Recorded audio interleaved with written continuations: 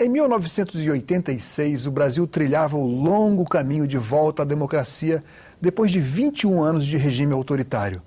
594 deputados federais e senadores foram eleitos para escrever uma nova Constituição. Um deles está aqui conosco, aqui no estúdio do Cidadania, é o senador Mozarildo Cavalcante, do PTB de Roraima. Senador, seja bem-vindo ao programa. Um prazer imenso estar aqui e falar sobre um tema que eu acho que tem que ser bem lembrado pela população, bem conhecido pela população.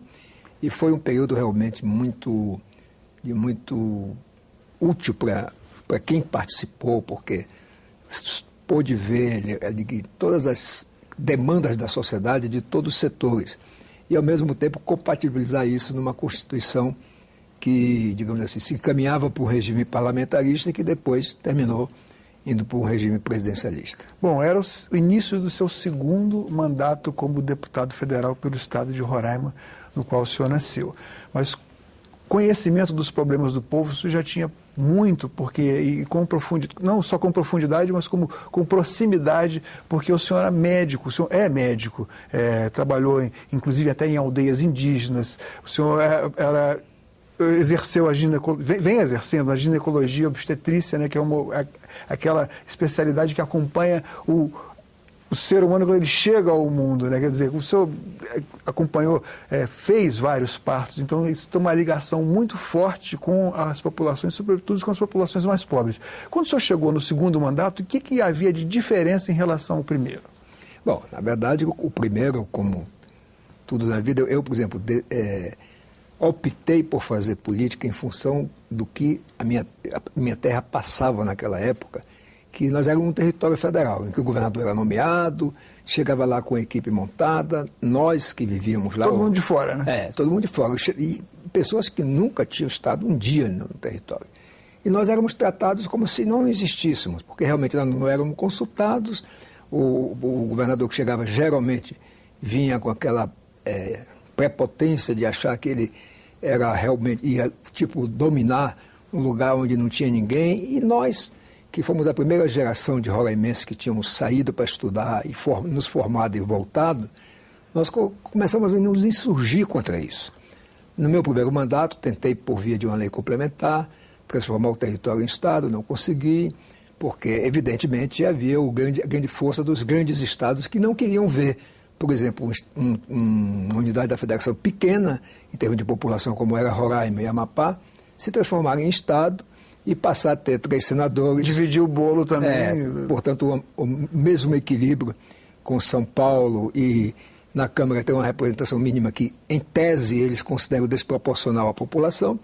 Mas, felizmente, na Constituinte, e essa foi uma das minhas grandes bandeiras, eu consegui, antes da Constituinte, aprovar um projeto autorizativo que criou a Universidade Federal de Roraima e também o que criou a Escola Técnica, pela vivência que eu passei de sair de Roraima com 15 anos de idade para ir fazer o ensino médio. Então isso eu consegui aprovar no primeiro mandato. No segundo mandato, eu consegui, juntamente com os deputados de Roraima e do Amapá, vamos dizer assim, negociar com os diversos setores de pressão, inclusive com o presidente da República na época, o presidente Sarney, a transformação de Roraima e Amapá em estados. E foi criado também na mesma época, de forma diferente, por desmembramento, o estado Tocantins. Mas lógico que, como você já mesmo mencionou, eu me envolvi muito também com as questões sociais, não só na área de saúde, mas de um modo geral, com as questões sociais do povo, e foi um ponto também que eu me dediquei muito. É evidente que a prioridade para mim era tirar essa figura ditatorial de território federal.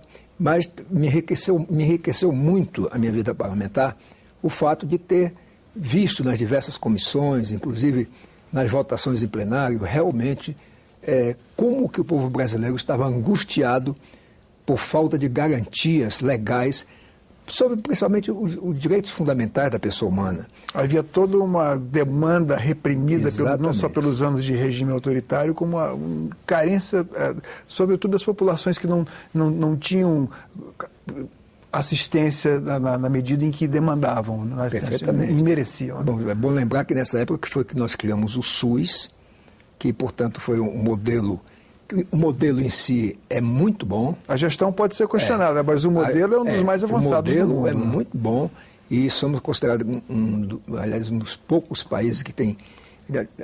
Não conheço nenhum que tenha algo semelhante, igual. Tão abrangente. Igual.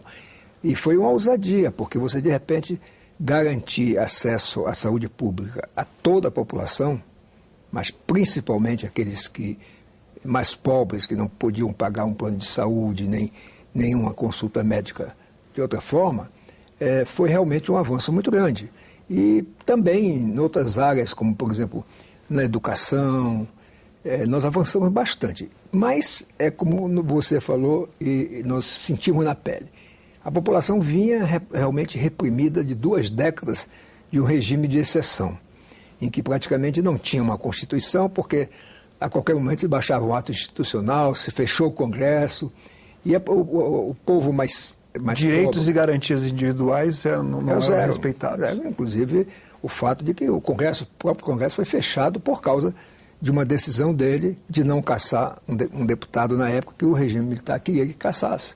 Então, eu acho que é um marco histórico para o Brasil todo, e notadamente para Roraima, e Amapá e Tocantins, que saímos daquela condição os territórios eram uma espécie de departamento do Ministério do Interior que escolhia os governadores sem nenhum tipo de ausculta ou consulta, sequer aos parlamentares do território.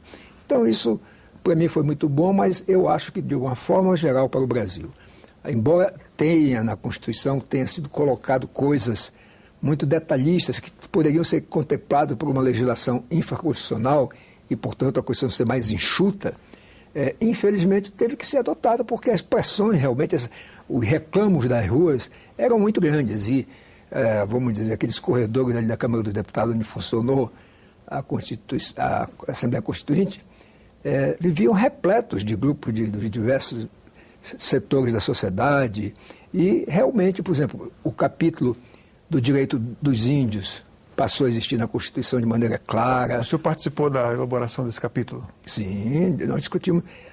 Até porque, como você falou, eu como médico trabalhei muito nas comunidades indígenas. Ia geralmente, pelo menos de 15 em 15 dias, atender na própria comunidade, mas no hospital, na capital também, digamos assim, as enfermarias eram cheias de índios que tinham complicações maiores e tinham que ir para a capital. Então, vivenciei e com esta visão, digamos assim, humanística do médico, realmente eu fui muito favorável a que se criasse certas garantias. Apesar de que eu acho que, por uma má interpretação da Constituição, que inclusive deu 5 anos apenas para o governo federal demarcar terras indígenas, e nós estamos completando 25 anos da promulgação da Constituição, e se continuam demarcando novas terras indígenas, ampliando as existentes, o que, veja bem, pelo lado humanista, você vai lá, num lugar desse que é reserva indígena, muito bem, eles têm no papel a terra, mas eles vivem precariamente.